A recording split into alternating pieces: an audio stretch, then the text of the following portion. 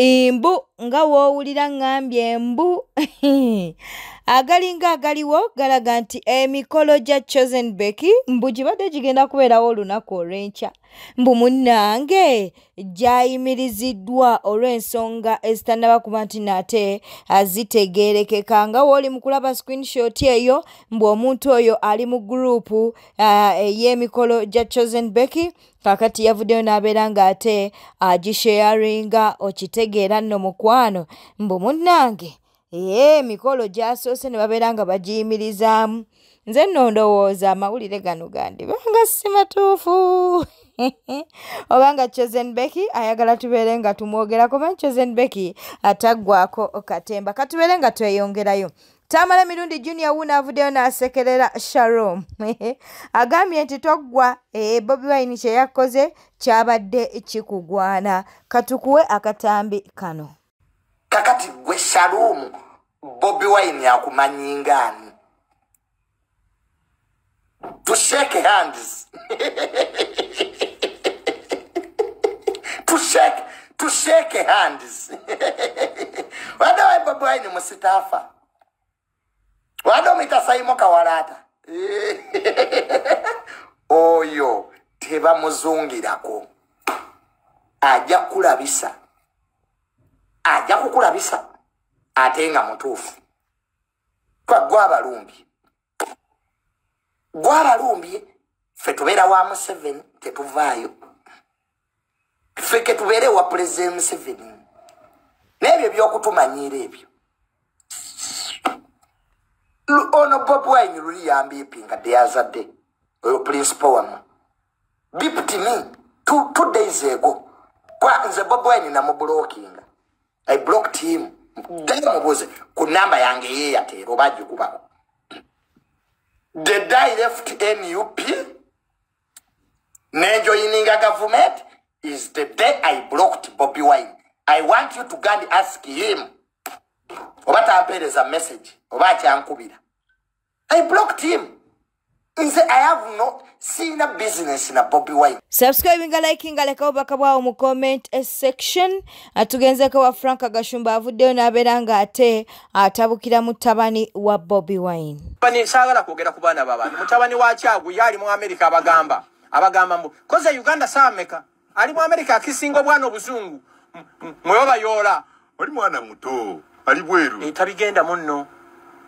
namulyanga ntitoteka nkyuka fine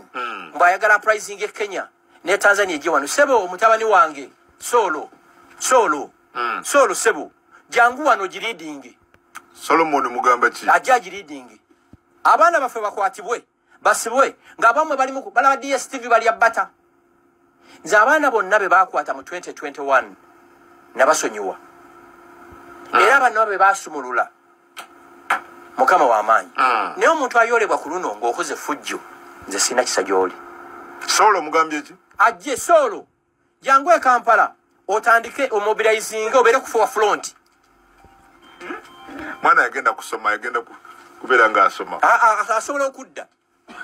era nga tukyali wa Frank Gashumba avuddeyo n'abaako byayogera ku nsonga za Brian White ate Brian White ne n'obulooga ng'embuzi gye basalako obulago olunawonamu Katonda bagenda kuleeta mu kooti kubanga omulonzi yagambye nti oba ofeekinga obulwadde oba oli mulwadde sinza kukkiriza kusaninga trial bamujjeyo ajjanjabibwe tebanda bamugambako nti ateereddwa era mu ddwayo mwali basso bali awo poliisi eri awo dokita kasaba confirming nti embeera gyalimu eryo ojjukira Katanga mole Katanga bwe yabeera mu ddwalimu bamaliza bamututewa mukomera muleke okuwayiriza gavumenti mu gavumenti ekukozesa n'ekusuula how niye yalabise ng'akaaba bambi ali mu bulumi bajja kugamba nti eruzira wali eddwaliro ejjenja bweruzira yes agende wanaakola ki ne bw'anaakaba n'abolooga ng'embuzi gye babaagako obulago oba wiiki emu bwana okubbira oba mwezi balina omutwala mu kooti annyonnyole bunnyonnyozi ku mulembe gwa Museveni zanyisa ekintu kyonna n'ekintu ekinvolovinga omuntu okufa owulira Lwamiti aliwa noonya Lwamiti Lwamityo ya hostingako nga kyali ku NTV.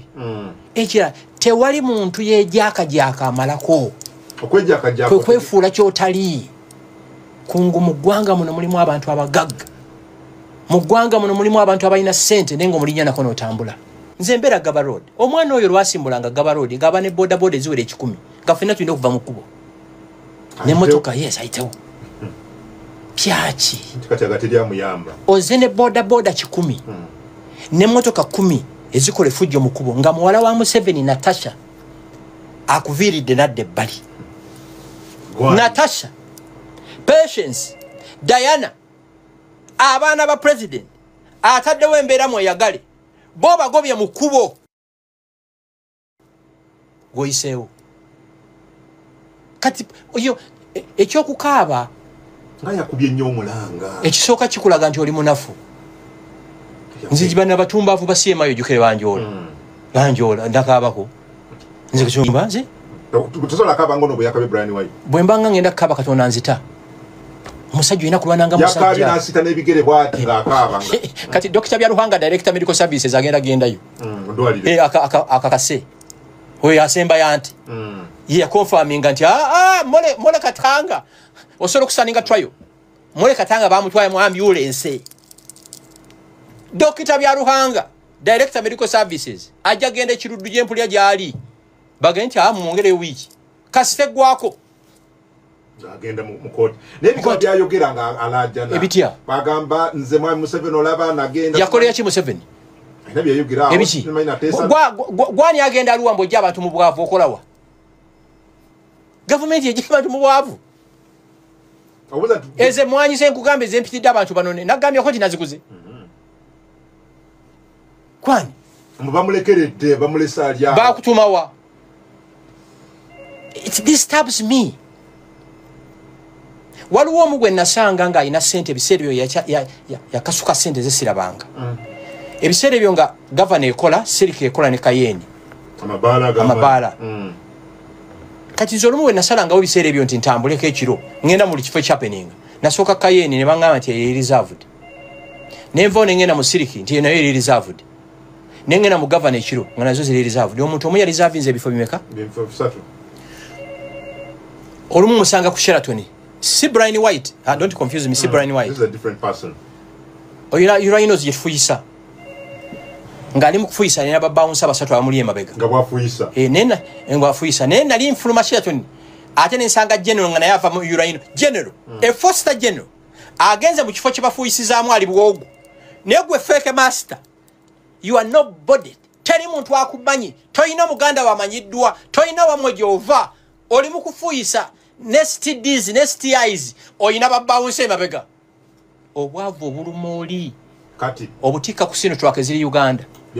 ebya Honorable Betty Namboze tebinnagwa bakyagenda mu maaso n'okuba nti nate bamusabula nabagambe nkyaba ebizibu eggwanga Uganda neewuunya omuntu agamba nti ebizibu eggwanga Uganda ye Museveni si ye Museveni nabaga kisooka ddala abakulembeze ab'ekibogwe abakulembeze ab'ensa ab'effubitizi ab'ettima ab'ensaalwa abataagaliza abalimba kifaananyi kyolabaawo y'omu ku bakulembeze abagwa mu kkowa eryo Honorable Betty Namboze Bakireke ow'emukono yavuddeyo n'alaga mu butuufu nti ayina enge effitina effubitizi ensaalwa obutaagaliza n'omutima omubi yabadde yagenze e Masaka n'akulumuka ebigambo nga byogera ku Mathias Mpuuga Namboze Bakireke tewandibadde ggwe n'oyogera ebigambo Mathias Mpuuga byamwogeddeko era kino bannayinza enkyogera Kyagulanyi Ssentamu tukoze bubi nnyo ng'eggwanga kuba Kyagulanyi Ssentamu tukoze bubi nnyo ng'eggwanga Uganda tukoze bubi nnyo wantu waleeta akabondo wajja kuba nti ojja kusanya bakulembeze bansa mu ggwanga wajja kuba nti otta poliisi w'eggwanga Uganda wata bakulembeze abayina ensa akabondo ke waleeta kakusanyawo politics w'eggwanga Uganda naye neewuunya abaana bannambi mwabaaki era biri wano mu Central wano w'osanga nga Namboze Bakireke akolokota Mathias Mpuuga tosobola kusanga Louis Rubongoya oba Katana ng'akolokota Mathias Mpuuga era ojja kusanga Namboze Bakireke pozi agamba munne useful idiot ate guli heartless idiot, senseless idiot. Nenebuuza enneewunya ekibiina ekira political party number tena manifesto muno bagala bukulembeze bwanga Uganda NUP ne sponsoringa delegate candidate delegate n'agenda Masaka mu lukungana lwa NUP n'agenza kuvuma kalakata kukonjera kuwaayiriza Mathias Mpuuga owa DF manifesto jemuyina nabaga manifesto ya mwejeriemu kuvuma tedi manifesto jedi chemwere chemwera kula banalika omnave Kampala n'agenda Masaka manifesto kyatuto kubanja agamba nasi bagenda kubanja bakolera kuvuma Mathias Mpuuga ayibagala okulembeze nga Uganda ekyumba kyawe center mwe tukola bubi nnyo otukoze bubi ng'eggwanga yatutusoma mu byafayo mbutuufu nti watta eggwanga lyaffe Uganda watta polisi nga Uganda kuba petire buli kinyoliro gw'okirese katolese ne heartless idiot iyo nambuzi bakireke nambuzi tewandi baddegwe kuba togenda okuba nti okolokota Mathias Mpuuga naye mbutuufu neebuza sente twabaki Buganda twabaki tosabisanga biri mu Western tusabisanga mu busuto neera biro no musenda befa tutegeera nnyo ffe tukola bineeno bulagenda okubanga akozesa ekisiru ayina kubanga muganda era nga waawano mwana omuyimbi akayimba omugunja tasera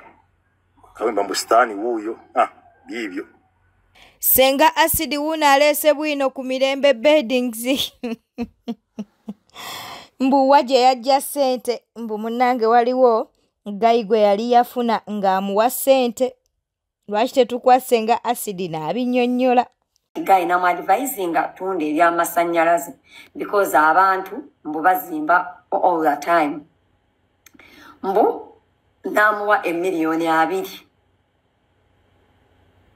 akole business mbu namugamba business edduuka lituume Mirembe Electronics muwulira abali katuuti muwulira iye Senga iye buno oluvannyuma mbunatandikawo edduuka mbunaye omuwala oyo yali luuto mbunaye ng'alukweka muwulira tutuusa iye awo nyini